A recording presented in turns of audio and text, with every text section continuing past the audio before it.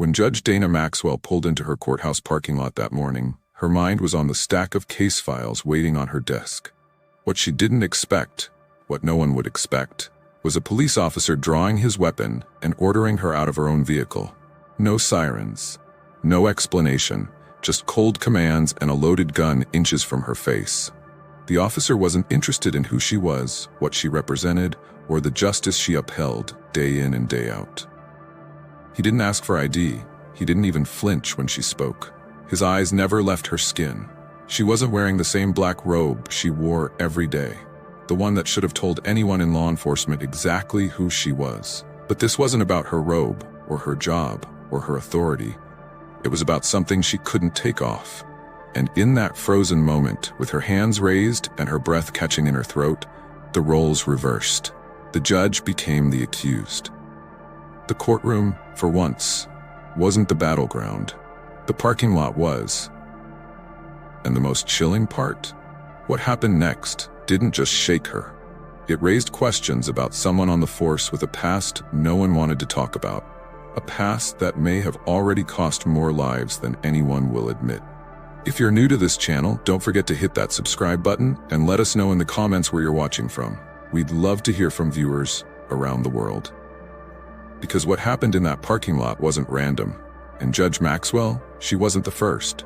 But she might have been the last, unless someone speaks out. Top of form, bottom of form. Dana Maxwell didn't grow up chasing titles. Power wasn't something she fantasized about. It was something she watched get abused. In Birmingham, Alabama, her childhood was punctuated by the echo of sirens and the quiet strength of a family that believed in fighting back, even when the odds were crushing. Her father, Leonard Maxwell, spent more time in courtrooms than he did at home, fighting cases that no one wanted, defending names already smeared by bias. Her mother, Claudine, didn't just teach arithmetic and grammar. She taught resistance, the kind you model with every step when you're pushing a stroller down the middle of a protest march. That stroller carried Dana.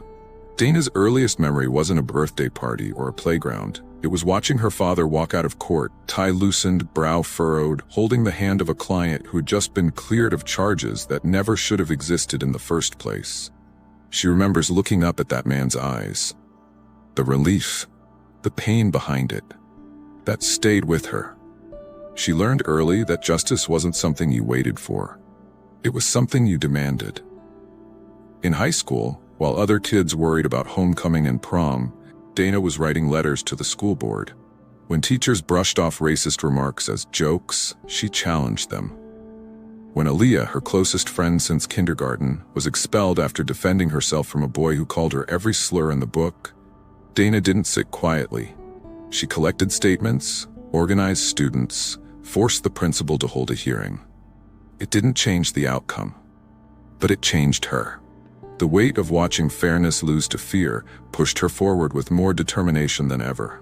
By the time Dana reached law school, she wasn't looking to blend in. She was already marked by the fire she carried. Professors either admired her or warned her to tone it down. She did neither. She studied harder, spoke louder, took internships that no one else wanted, fought cases most avoided. She didn't chase prestige, she chased accountability. And now at 42, Judge Dana Maxwell was one of the most respected legal minds in her circuit. She was known for being composed, fair, and unshakably principled. But her courtroom wasn't just a space for legal arguments. It was a stage where the unspoken weight of race, poverty, and power imbalance played out every day. She knew the pattern, how white defendants were treated versus black ones, how assumptions were baked into sentencing, how the mere sound of a defendant's name sometimes changed the entire energy in the room. She carried all of that in silence, carried it in the way she walked into her chambers, in the way she paused before rendering a verdict, in the way she stayed behind after hours, reading every line, every footnote, because she couldn't afford to get it wrong, not once. But no amount of diligence, no robe, no gavel, no years of earned respect could prepare her for what went down that Thursday morning in the parking lot of her own courthouse. She was wearing her ID. It was hanging around her neck, her judicial badge clipped to her bag. Her car was parked in her assigned space. But when she opened the door and stepped out, none of that mattered. The officer, who didn't care, but already carrying the swagger of someone who believed rules bent for him, approached with his hand on his weapon. He didn't ask a question. He gave an order. Hands up. Step away from the vehicle. Keep your eyes down. For a moment, Dana didn't understand what was happening. Then, she saw it in his eyes. The certainty. Not that she was a threat, but that she didn't belong. And just like that, everything she had built, everything she represented, dissolved. He didn't see a judge. He didn't see a woman whose name was etched into plaques and judicial opinions. He saw what he wanted to see and acted on it. She tried to speak. "I'm Judge Maxwell," but he cut her off. He shouted louder, finger tightening on the trigger. She realized something right then. The courtroom had rules. This space, this moment, did not. And what happened next wasn't a mistake. It wasn't confusion. It was a choice. And the man who made it had done it before. It was another early morning. The kind Dana Maxwell had gotten used to. The stillness before the world rushed in, before the distractions of cameras and reporters, before the activists who took their positions just outside the gates, ready to demand answers or protest decisions they hadn't even heard yet. Dana always arrived early, her mind full of case files she needed to review, thoughts swirling around legal jargon and the weight of the verdicts she was about to hand down. Her job, for all its prestige, was more than just a title. It was a responsibility, one that always demanded her focus and commitment. She was almost there. Just a few more turns, and then she'd park in her usual spot in the courthouse parking lot. The lot was usually quiet at this hour, save for the occasional car of a late-night worker or an officer preparing for their shift. It was her place of order in a world that felt increasingly out of control. But this morning, something was off. As Dana eased her car into the parking lot, she didn't see the squad car sitting off to the side. The officer in the vehicle hadn't been visible from her angle. It wasn't until she reached for her purse that the silence was broken, shattered by a harsh, authoritative shout. "Ma'am, step out of the vehicle." Dana's heart skipped. She froze for a second, processing what had just happened. The shout wasn't directed at anyone else. It was directed at her. She turned, startled, and found herself staring into the barrel of a gun, the black muzzle glinting under the dim parking lot lights. It was too close, too personal, too familiar. "I said, get out. Hands where I can see them." The officer barked again, his voice a harsh, commanding force. Her breath caught in her chest as her heart jumped into her throat. Time slowed as her eyes locked onto his, trying to process the absurdity of it all. She was a judge, the Judge Maxwell. She had been to law school, served in courts, presided over cases of the highest importance, and yet now, in her own courthouse parking lot, she was being treated as though she was the criminal. She couldn't remember the last time she had been in this position. Vulnerable, powerless, with someone standing over her, not acknowledging her identity or her authority. For a brief second, everything she had fought for, the respect she had earned, the integrity she upheld, seemed so far away. She wasn't a judge now. She wasn't the embodiment of law and justice.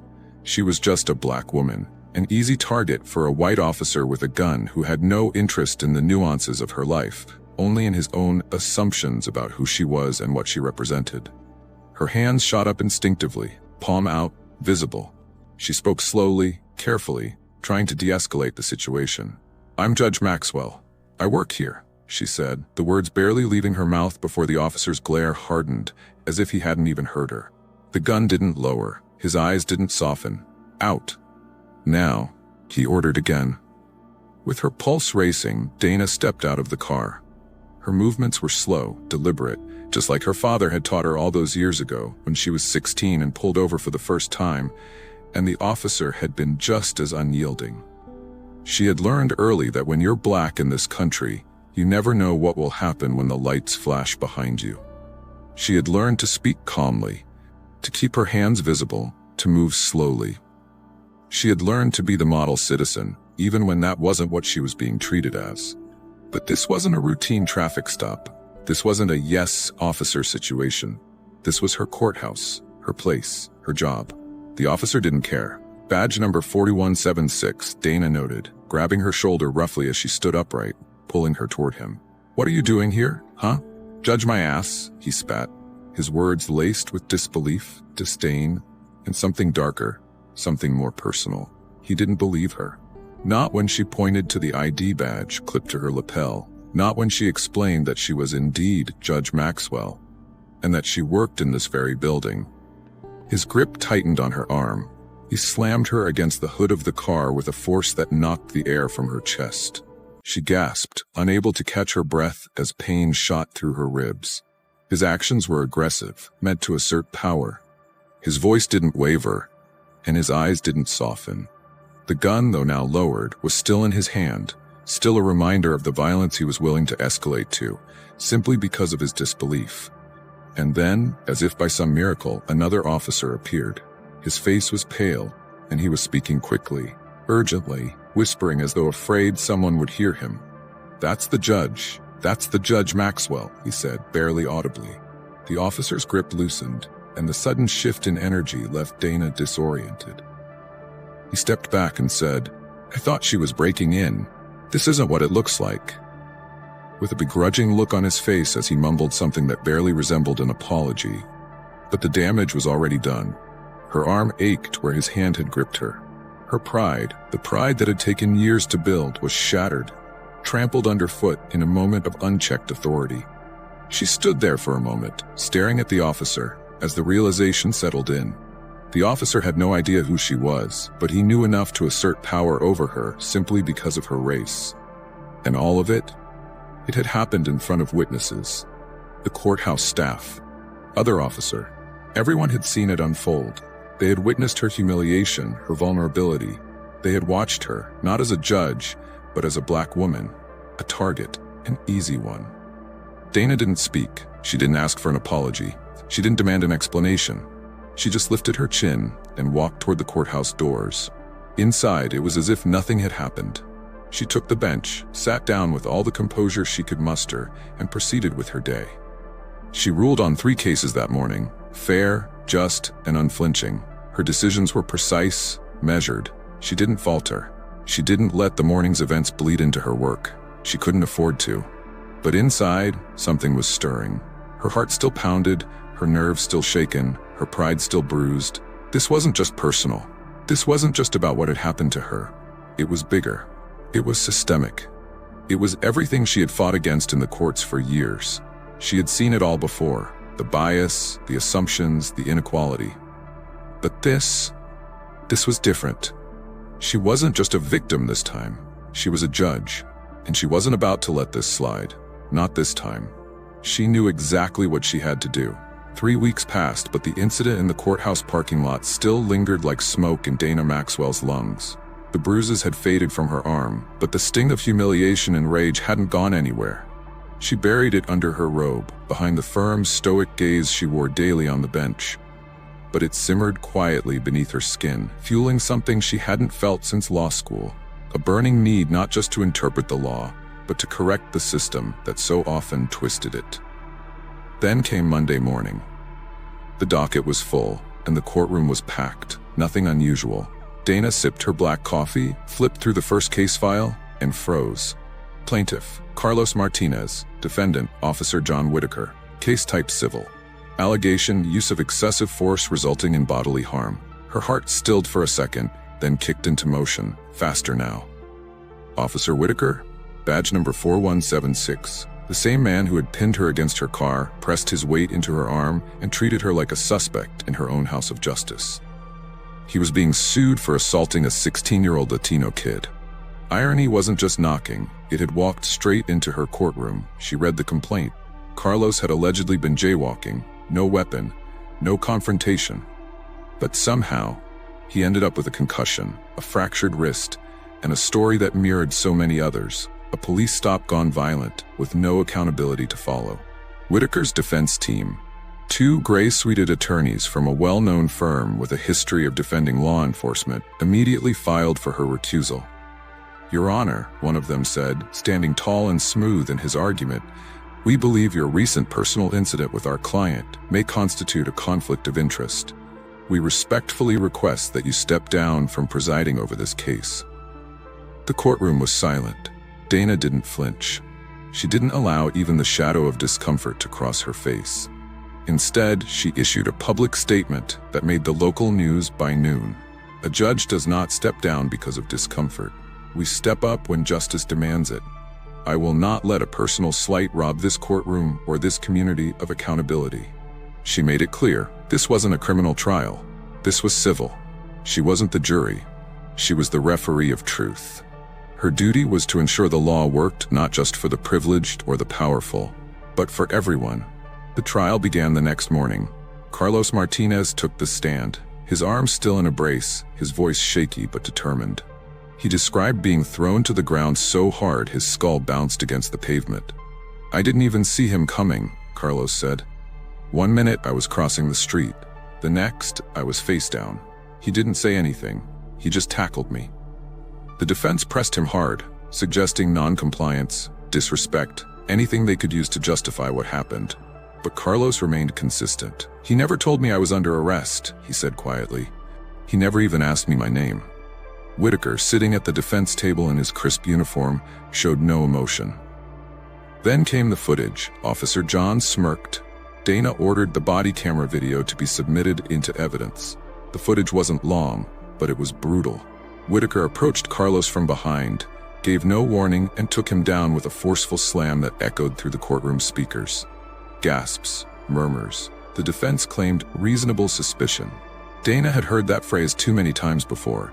It had become a hollow shield for brutality. But what struck her wasn't just the violence, it was the ease of it. Whitaker didn't hesitate, didn't question. He just acted with impunity. Dana kept her face composed, but she was watching everything. Not just the video, not just the testimony. She was watching the patterns, the justifications, the machinery of systemic neglect spinning right in front of her. And she had the power to do something about it. On the third day of trial, she paused the proceedings. "I'm requesting Officer Whitaker's full personnel record," she said, her voice firm. "Any prior complaints, use of force reviews, or internal investigations." The courtroom buzzed with whispers. The defense objected, loudly, claimed it was irrelevant, claimed it was prejudicial, but Dana overruled them. "This court is committed to context," she said. "We cannot pretend that a pattern does not matter, simply because we are used to ignoring it." It took a full day for the records to arrive. 14 prior complaints. 14. Every single one filed by a person of color. Every single one dismissed or buried through internal reviews, Dana read. All dismissed quietly. She let the courtroom absorb that silence. Then in her ruling, she looked at him dead in the eyes and said, "You thought your badge gave you power, but power without humanity is a weapon, and you used it like one. Not just on me, but on dozens of people who never got the chance to be heard. Today, they will be." The courtroom held its breath. Verdict, guilty. Sentence, immediate dismissal. Banned from law enforcement. Civil charges pending. Within 48 hours, media outlets were quoting it. And Officer John Whitaker? He was dismissed from the force immediately. Dana didn't celebrate. No champagne corks popped. No camera crews followed her home. There was no victory lap. No standing ovation. Just the slow hum of tires over pavement as she drove herself home alone like she did every evening. The courthouse faded behind her, bathed in orange streetlight, as the shadows of the day stretched long across her dashboard. The sun was low, the sky a bruised violet. She didn't feel triumphant, she felt tired, but good tired. The kind of fatigue that settled not just in the bones, but in the soul, the kind that meant something had shifted, even if just a little. The house was quiet when she stepped inside. A stack of unopened mail leaned precariously on the entry table. Her robe, once a symbol of respect, now felt heavier on her shoulders. She hung it carefully in the closet. Not because she revered it, but because she understood what it cost to wear it. In the silence of her living room, Dana sat down at her father's old desk, fingers brushing across the edges of a photo. Her mother, young and defiant, marching with a toddler on her hip. Dana, barefoot, fists curled. The baby who had been raised on protest chants, who had learned justice long before she could spell it. The robe didn't protect her. The badge didn't respect her. The system didn't always recognize her.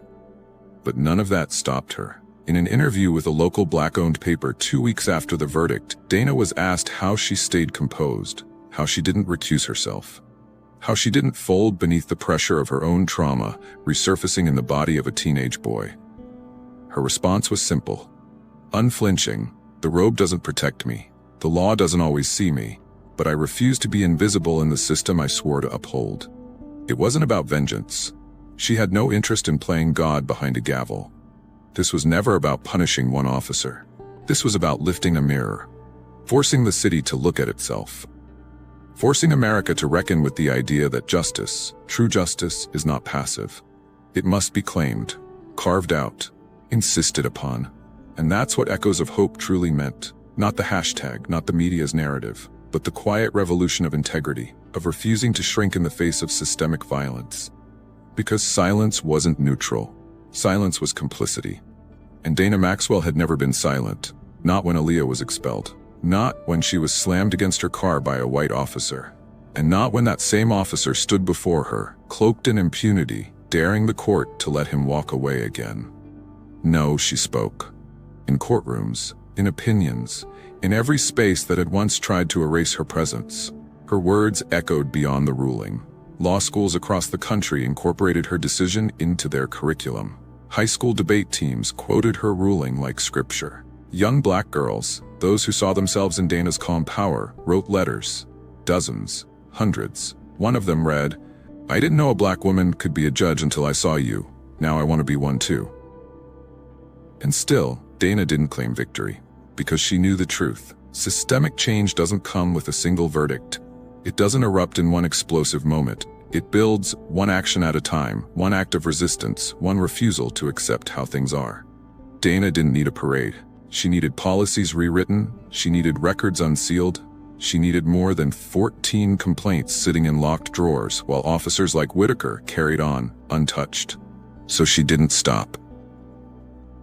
In the months following the ruling, Dana convened a panel of civil rights judges, lawyers, and educators to examine how civil complaints were handled across the state. She pushed for transparency in internal police investigations. She met with students, activists, and clergy to develop training programs for young people, especially young black and brown teens, on how to navigate interactions with law enforcement safely. She started a scholarship fund in Carlos Martinez's name, not just because he deserved justice, but because he deserved healing, and he deserved a future. But most of all, Dana kept showing up. Each morning she pulled into that same courthouse parking lot. She parked in that same reserved spot, though the city had since installed cameras and a security gate after the incident. She walked in with her head high, her robe pressed, her dignity unshaken, and the officers on duty, they stood up a little straighter when she passed now. She never asked for an apology. She didn't need one. What she needed, what she demanded, was respect. Not just for her, but for every person the system had tried to erase. Justice, she often said, isn't about punishment. It's about recognition. Seeing someone fully, believing their story, honoring their humanity. Because for so long the system had been blind by design. But Dana Maxwell had refused to be unseen. She had stepped into a courtroom stained with silence and rewritten the narrative with her presence alone. She had done what her parents raised her to do. Stand firm, speak loud, act justly. And in doing so, she became more than a judge. She became a symbol, not of perfection, but of persistence. Not of revenge, but of reckoning. And not of hope as a distant fantasy, but as a lived daily choice. A fight, a refusal, a promise. A promise that even when the robe doesn't protect you, even when the law doesn't see you, even when the world tries to bury you beneath fear, racism, and silence, you stand, you speak, you judge. And in that judgment, you carve a path so others can walk through it too. Unapologetic, unbroken, unforgettable, top of form. If Dana's story stirred something in you, if it made your chest tighten, your eyes sting, your fists clench, then know this, you're not alone. This isn't just one woman's journey. This is the lived reality of so many who walk into rooms where they're expected to shrink, who speak up in spaces where silence is safer, who demand dignity in systems designed to ignore them. Top of form.